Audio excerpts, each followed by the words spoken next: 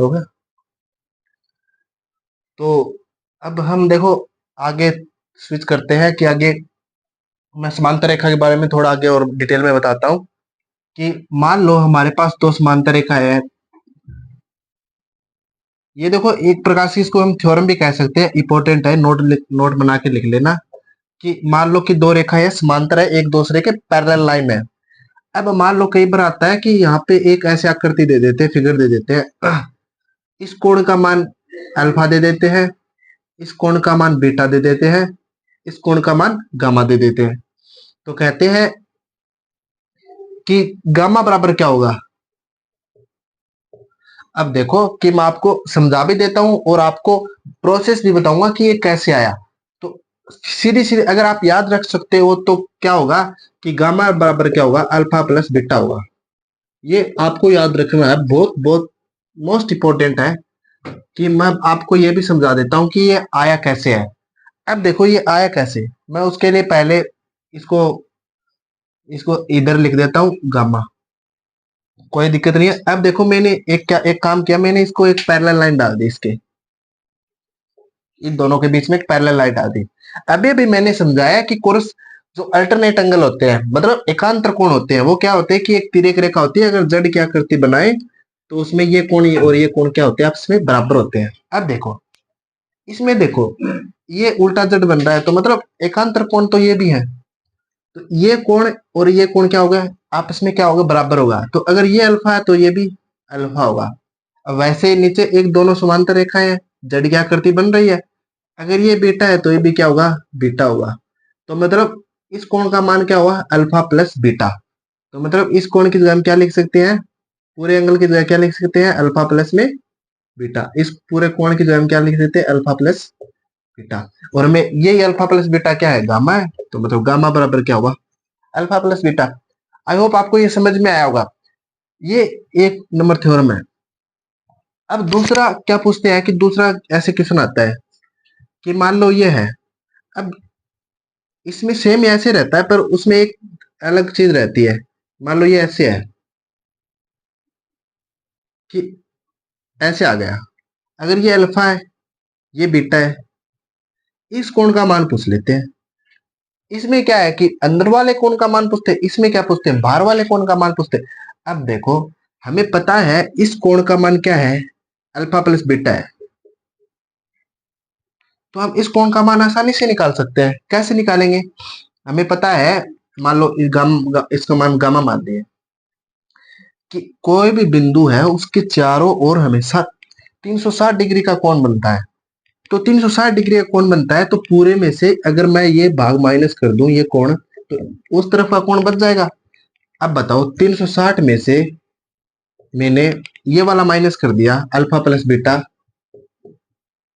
Plus beta minus कर दिया, तो क्या बचेगा, गामा ही तो बचेगा। तो मतलब गामा बराबर क्या होगा, उसको इस तरफ लिख दे, गामा बराबर क्या होगा, 360 degree minus alpha plus beta. तो ये दोनों थ्योरम बहुत इतने इंपॉर्टेंट है कि इनसे बहुत ज्यादा क्वेश्चन आते हैं। सीजीएल मेंस में तो इसके हर बार एक क्वेश्चन जरूर जरूर आता है, हर बार आता है इसका एक क्वेश्चन। और जीडी वगैरह में तो आते नहीं, मगर सीपीओ में भी आते हैं, पर सीजीएल के लिए ज्यादा इंपॉर्टेंट है। ये दो थ्योरम हो गई, ये मैंने आपको समझा दी कि हाँ कैसे, प्रोसेस भी मैंने बता दिया कि प्रोसेस आपको बेसिकली पूछता कोई नहीं है, पर ध्यान में रखने की बहुत जरूरी है। अब देखो इन पे बेस हम क्वेश्चन करते हैं, और आपको एक छोटी सी चीज और समझा देता हूं पहले। चलो इस पे बेस पहले क्वेश्चन कर लेते हैं कि हाँ ये कैसे आया। देखो हमारे पास क्वेश्चन कैसे आते हैं, क्वेश्चन है मेरे पास सीट में कि पहला क्वेश्चन है कि थीटा का मान ज्ञात है, theta find the value of theta. तो थीटा की वैल्यू ज्ञात करनी है। क्वेश्चन क्या है, दो पैरेलल लाइन है, हमें थीटा की वैल्यू ज्ञात करनी है। उसमें एक ऐसे लाइन दे रखी है, इस कोण का मान 30 डिग्री है, इस कोण का मान 40 डिग्री है, इस कोण का मान पूछा है। तो हम निकाल सकते हैं आसानी से, अभी भी बताया था मैंने कि देखो अब इसको हम कंफ्यूजन कैसे हो जाते हैं कि कभी 360 में से किस तरफ से, कौन से एंगल में से 360 जो घटाना है, मैंने दो ही थ्योरम बताई थी। अब देखो इस तरफ के जितने भी एंगल होंगे जिनका इस तरफ मुंह होगा, वे एंगल उस तरफ जितने एंगल होंगे उनके योग क्या हमेशा क्या होगा, बराबर होगा। मतलब 30 + 40 बराबर, उस तरफ कितना एंगल है, एक ही है, इसका मान कितना है, थीटा है, तो थीटा के बराबर होगा। तो थीटा बराबर कितना आया, 70 डिग्री। आई होप आपको ये सवाल समझ में आया होगा, बहुत इजी सवाल है। आ गया। अब देखो अगला सवाल, मान लो ऐसे मान लेता है कि find the value of theta, और थीटा इस जगह में ये एंगल नहीं देके एंगल क्या दे दिया, ये दे दिया कि थीटा की वैल्यू ज्ञात करो। तब हम कैसे करेंगे, अब देखो कि जब सारे एंगल एक ही दिशा में हो, ये भी इस दिशा में है, तो 360 में से घटा दो ये, मतलब थीटा बराबर क्या आएगा, क्या आएगा, 360 माइनस 30 प्लस में 40 डिग्री, मतलब थीटा बराबर 360 डिग्री माइनस 70 डिग्री, मतलब थीटा बराबर 290 डिग्री। आई होप आपको ये भी सवाल समझ में, मतलब सवाल बहुत इजी है, करने के तरीके बहुत इजी है, बस आपको क्या पता होना चाहिए, थ्योरम और जो मैंने एंगल बताए हैं उनके बारे में पता होना चाहिए कि हाँ, अगर आपको थ्योरम नहीं पता तो भी आप कर सकते हो। बस क्या करना है, बेसिकली यहाँ पे एक ऐसे करना है, एक ऐसी लाइन ड्रॉ करनी है। अगर ये 30 डिग्री है तो मैंने आपको वो भी बताया है कि अगर ये 30 डिग्री है तो इन दोनों का कोणों का योग 180 डिग्री हो, ये 30 है तो ये 150 होगा। अगर ये 40 है तो ये इसका मान 140 होगा। अब इन दोनों को जोड़ करेंगे तो कितना होगा, 290 होगा। हम ऐसे भी कर सकते हैं, दो दो तरीके हो गए, पर आपको थ्योरम याद रखनी है ताकि जल्दी हो जाए, क्योंकि मैन एग्जाम में टाइम ही एक ऐसी चीज होती है, अगर हम टाइम को मैनेज कर लेंगे तो हम एग्जाम भी क्लियर कर देंगे, क्योंकि टाइम बहुत जरूरी है किसी भी एग्जाम के लिए, टाइम मैनेज करना बहुत जरूरी है। अब देखो नेक्स्ट सवाल पे हम चलते हैं। अगला सवाल क्या है, अगला सवाल इजी है कि हमें क्या दिया है कि ए बी पैरेलल है पी क्यू के, तब किसका मान ज्ञात करना है, एक्स का मान ज्ञात करना है, एक्स का मान ज्ञात करना है।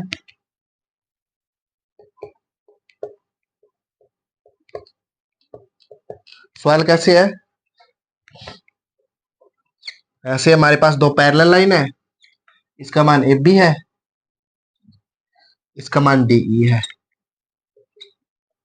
हमें एक ऐसे दे रखा है, एक ऐसी लाइन दे रखी है, एक ऐसी लाइन दे रखी है। इसका मान 4x है, इसका मान 3x है, इसका मान 5x है। हमें किसकी वैल्यू ज्ञात करनी है, x की वैल्यू ज्ञात करनी है। अब देखो हम अब दिमाग लगाएं कि ये इस तरफ है, ये इस तरफ है, ये इस तरफ है, तो हम निकाल नहीं सकते, क्योंकि इन एंगलों की डायरेक्शन हमें पता होनी चाहिए।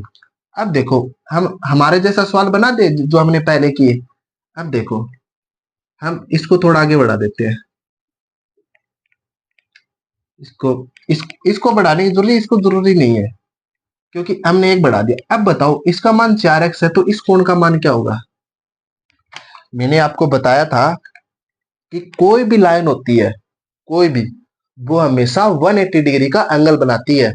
अब देखो कि ये इसका मान कितना हो गया, 4x, हमें पता है ये पूरा एंगल कितना है, 180 डिग्री का है, तो इस कोण का मान क्या होगा, 180 माइनस ये इस वाला एंगल माइनस कर दे तो 4x। हमें पता चल गया कि हाँ। अब देखो हमारे पास वह पहले वाली थ्योरम बन गई, इस कोण का मान इस तरफ, इस कोण का मान इस तरफ, इस कोण का मुंह है इस तरफ। हमें किसका मान निकालना है, एक्स का मान निकालना है। जिसका मुंह है सेम डायरेक्शन में उसको जोड़ दो, जिसका अपोजिट डायरेक्शन में उसको बराबर में कर दो। अब देखो 180 माइनस 4x प्लस में 3x बराबर किसके, 5x। अब देखो 180 माइनस x बराबर 5x, ये माइनस इधर जाके प्लस में हो जाएगा, मतलब 6x बराबर 180, x बराबर 30 डिग्री। आई होप आपको ये समझ में आया होगा। अब देखो सवाल बहुत इजी है, बस आपको करने आने चाहिए कि हाँ कैसे होंगे। हमें पता है कि बस आपको दो ही तो चीज बताई है मैंने, कभी इस कोण का मान पूछ लेगा, कभी उस कोण का मान पूछ ले।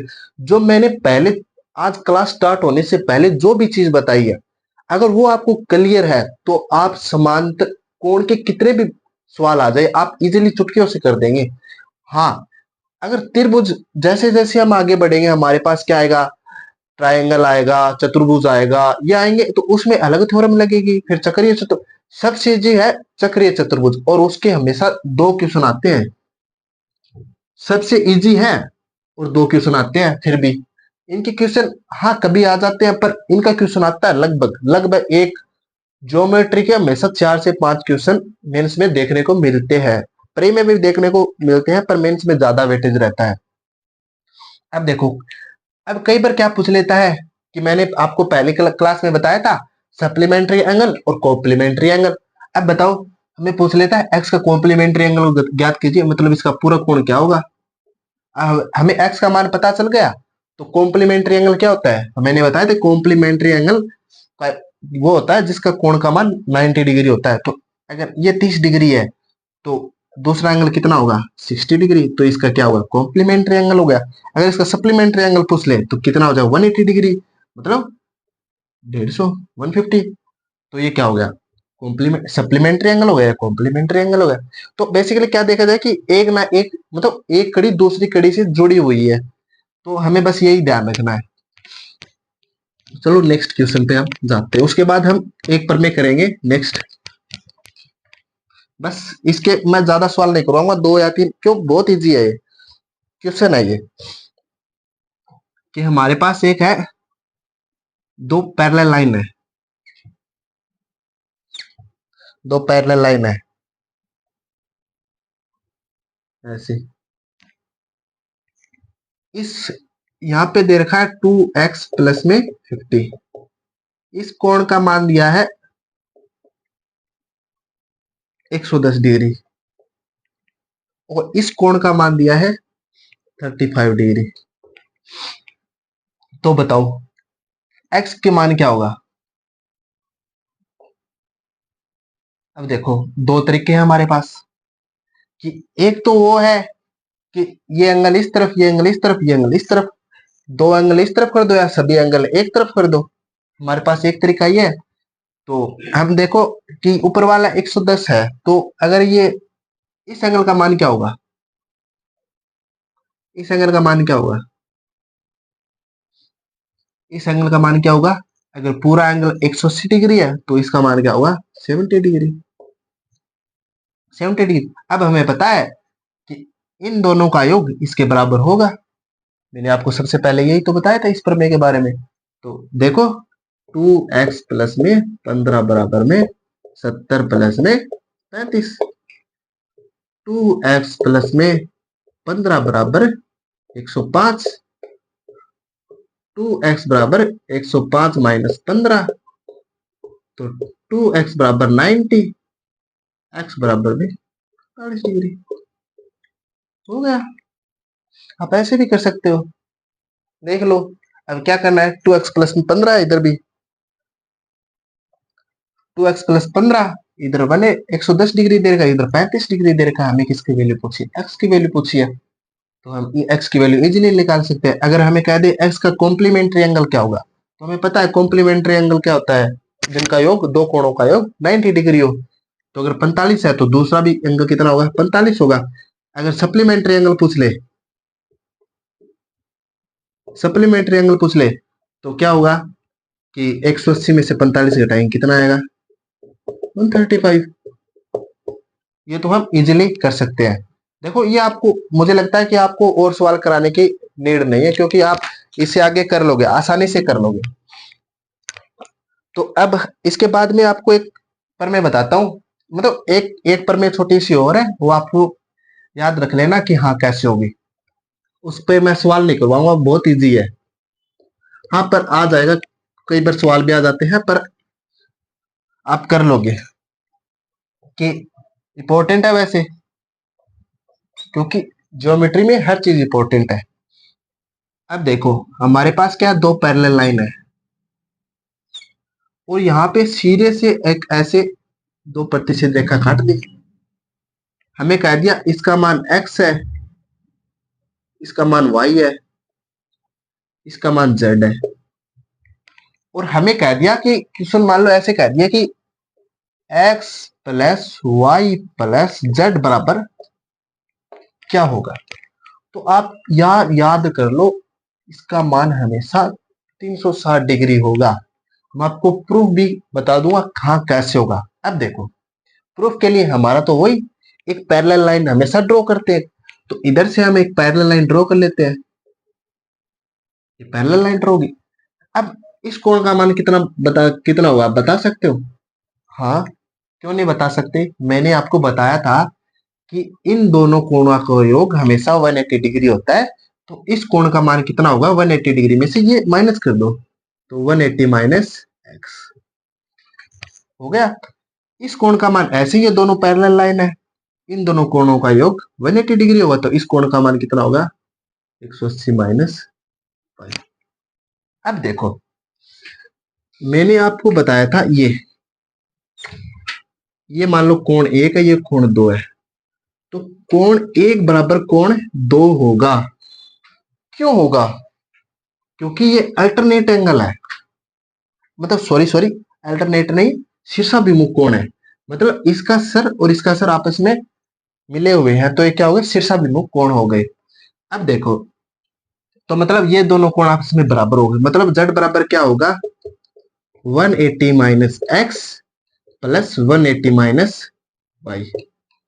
एक्स और वाई के जितने भी एलिमेंट है वो उधर ले जाओ, तो माइनस में इधर प्लस में एक्स, ये प्लस इधर जेड है बराबर में 360। ये आप याद रख लेना, मैंने आपको सोल्व करके भी बता दिया कि हाँ कैसे आया, और बहुत बहुत बहुत जरूरी है।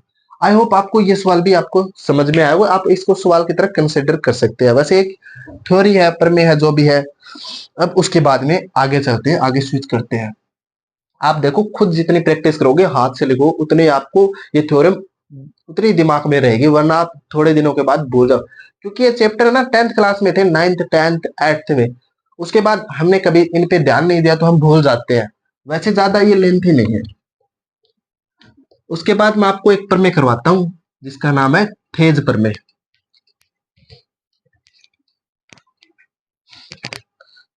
थेज प्रमेय,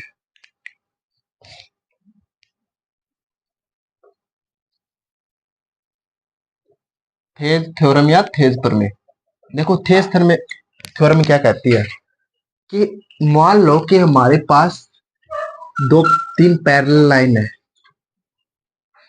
इनको एक तिर्यक रेखा काटती है, ऐसे काटती है। इसको बराबर मत समझना, इनको एक तिर्यक रेखा काटती है। अब देखो, मान लिया कि ये जो है एक्स रेशियो वाई में है, ये दोनों, और ये है वाई ए रेशियो बी। तो थेज प्रमेय क्या कहती है कि अगर कोई समांतर रेखा है, 3 4 जितनी भी है, उनको जिन रेशियो में दोनों विभाजित, उनका दोनों तरफ रेशियो हमेशा बराबर रहता है। मतलब ये किस रेशियो में है, एक्स रेशियो वाई, तो ये इन दोनों का क्या रेशियो क्या होगा, बराबर होगा। और इन पे बहुत सारे क्वेश्चन आते हैं। कैसे आते हैं, कई बार हमें क्वेश्चन में दे देता है कि एक्स बराबर 4, वाई बराबर 3, ए बराबर 5, तो बी का मान क्या होगा, क्वेश्चन दे दिया। अब देखो, हम इसको सोल्व कैसे करेंगे? वैसे तो हम नहीं कर सकते कि हाँ ये कैसे होगा। कई बार हाँ, देखो, अर्थमेटिक एक ऐसा है सब्जेक्ट है जिसको हम विदाउट फॉर्मूले भी हम कई बार सोल्व कर सकते हैं, लेकिन विदाउट टेक्निक या फिर विदाउट फॉर्मूला हम ज्योमेट्री में कोई सवाल आगे बढ़ा ही नहीं सकते, अगर जब तक हमें कोई प्रमेय पता नहीं है। तो उसके लिए हमें प्रमेय याद करनी पड़ेगी। तो अब देखो, ये कितने है, 4:3 बराबर 5 भाग में बी। अब बी बराबर क्या होगा, 5 × 3 भाग में 4, तो 15। ये इसका क्या गया, आंसर आ गया। जो भी है सेंटीमीटर में, लगभग सेंटीमीटर में है, तो ये इसका सेंटीमीटर में हो गया। तो आपको ये याद रखने की जरूरी है, आप इसका स्क्रीनशॉट भी ले सकते हो, थेस थ्योरम का, ये थेस थ्योरम है। अब उसके बाद थेस थ्योरम का थोड़ा सा अप्रूव, मतलब थोड़ा सा कैसे कि हमें कह देते हैं कि कि मान लो इधर से ही है